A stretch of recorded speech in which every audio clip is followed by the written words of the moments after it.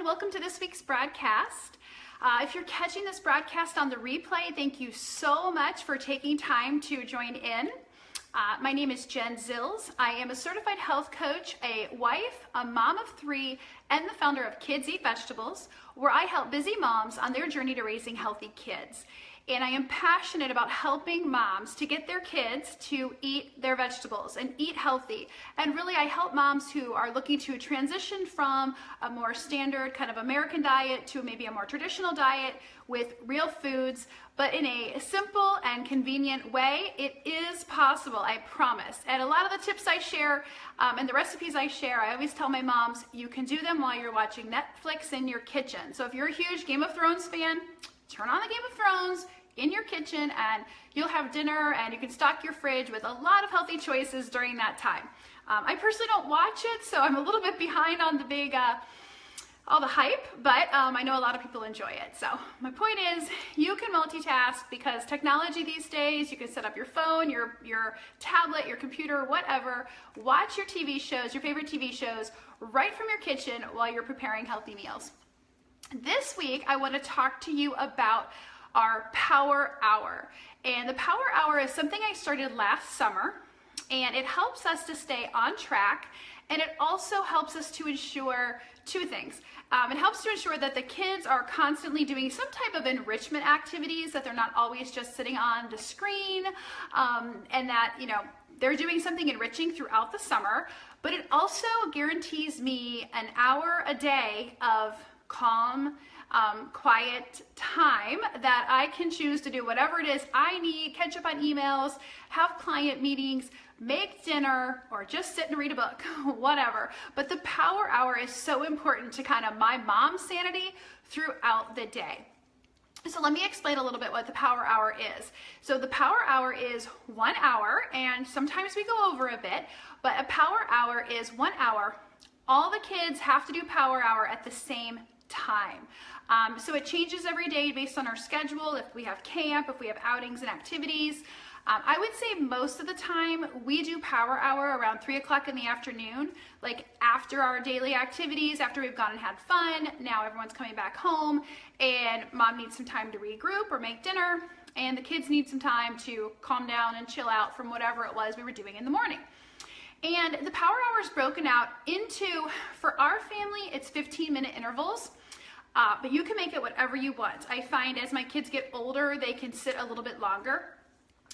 So for yours, maybe you have little ones and it's your Power half hour. That's fine. Maybe you just have 10 minutes of little tasks, or 2 15-minute segments, whatever works for your family. But right now in our phase, we're at about 15-minute segments.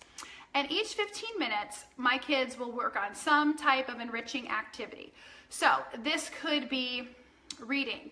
This could be a typing tutorial on the computer. It could be doing some time in working in Khan Academy, or working on math facts, or for my little one, writing her letters. My son is in a summer book club, and right now he's reading Where the Red Fern Grows, and he has homework to do for that. So some of his Power Hour is used for working on that book work. It doesn't all have to be academic either. My middle daughter, is interested in learning how to doodle. So she has all of these YouTube videos saved, and she'll spend time during the Power Hour doing some doodling, working on that.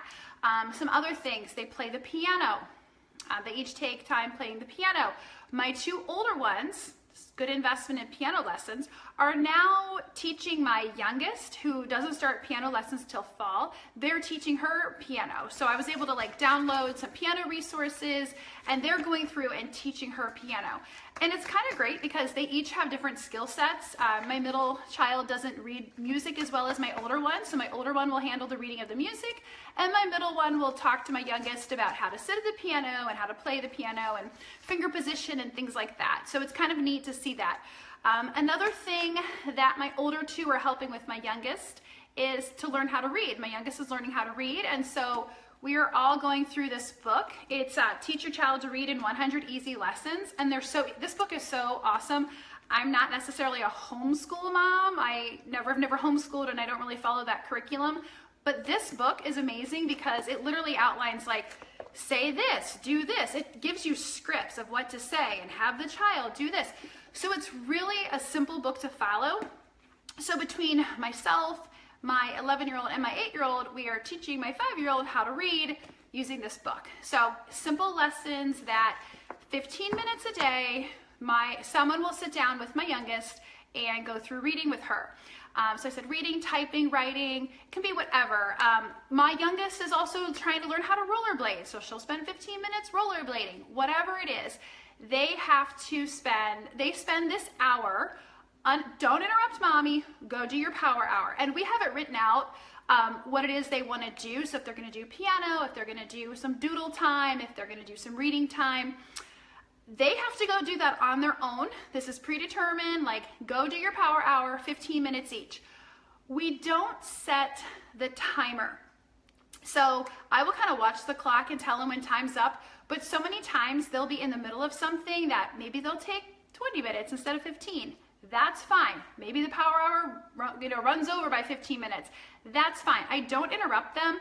So if they're in the middle of doing whatever it is they're doing, no problem. Now, if someone just plays the piano for 5 minutes, I obviously can hear that and I'm like, guys, get back on the piano.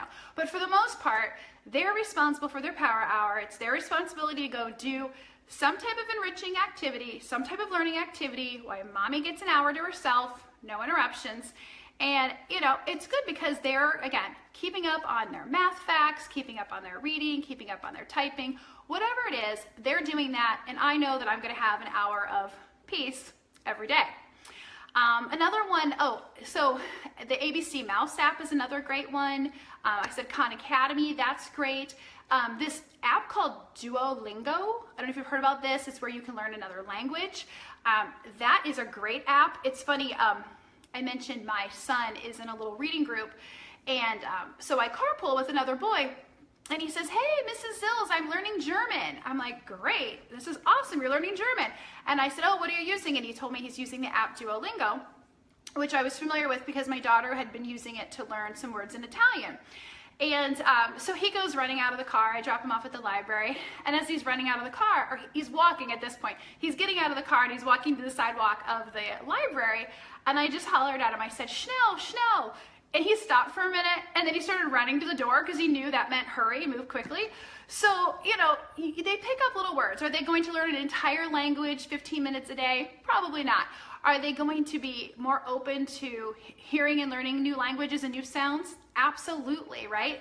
And just a little bit of time every single day on a task, you can really learn a lot over the summer. So that is the Power Hour. It is something that, like I said, we started last summer and we've kept it going this summer.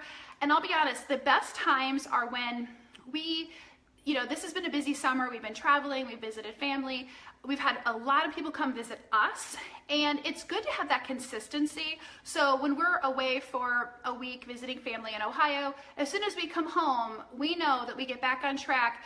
Power Hour is what we go back to. So again, after camps, after morning activities, it's time for Power Hour, and that's a habit, and it's consistent, and they're used to it. Last summer, part of Power Hour was chores. So if you've been following me, you maybe have heard me talk about our chore triangles, which has an initial of each of my kids, and we have to rotate them. So it's like sort laundry, unload the dishwasher. Last year, part of Power Hour was chores, just because we were kind of getting used to this habit. And but this summer, chores are on top of Power Hour. So Power Hour is enriching, and chores also have to happen as well. So since we have the chore triangles down and everyone understands that, we took chores out of Power Hour this year, and chores are in addition to Power Hour. But if chores are something you want to introduce this summer, maybe you implement something like a chore triangle or a chore chart, and part of Power Hour is 15 minutes straightening up their bedroom, running the vacuum, unloading the dishwasher, whatever it is. So the Power Hour is a great way to build new habits, spend time in some type of enrichment, and let kids explore what it is maybe they would like to learn more about. I am very specific in Power Hour. It's not screen time. So if they're going to do a specific skill on an app like Khan Academy or the typing app, they have to be in that app. And that is something that I will have them do at the kitchen table. Usually I'm hanging out in the kitchen or the living room reading a book, or in the kitchen making dinner, so I'm aware of what they're doing on the screen. So it's not screen time. They cannot go hide in their room and play on the iPad, but they can use technology as an enrichment tool. So that's the Power Hour. Some of us are right about the halfway point of summer. Some of you I know are only like a few weeks away from school starting, but it's not too late. You still have time to implement the Power Hour, and this is something that you can take on into the school year. Like I said, maybe it's just 30 minutes, maybe it's just on the weekends, whatever it is, it's still a great way to build new habits and have some enrichment time built into your day and into the day of your kids. So let me know if you tried the Power Hour, or if there's something similar you do in the summer to get mommy some free time, get mommy some relaxing time, and to keep the kids content and enriched throughout the summer. So you ladies have a great day, and be sure, if you catch this on the replay, be sure to leave a comment. I will also include these different apps that I was talking about, like Duolingo, Khan Academy, ABC Mouse. I'll put the links to those in this week's newsletter. If you don't get our newsletter, it goes out every Saturday morning. Go to kidseatvegetables.com/tips. You can get on our mailing list, and you'll receive our newsletter every Saturday morning. It always includes a recap of this video, as well as recipes, tips, coloring pages for kids, and I'll make sure to include these enrichment apps as well this week. So have a good one, ladies. Talk to you soon. Bye.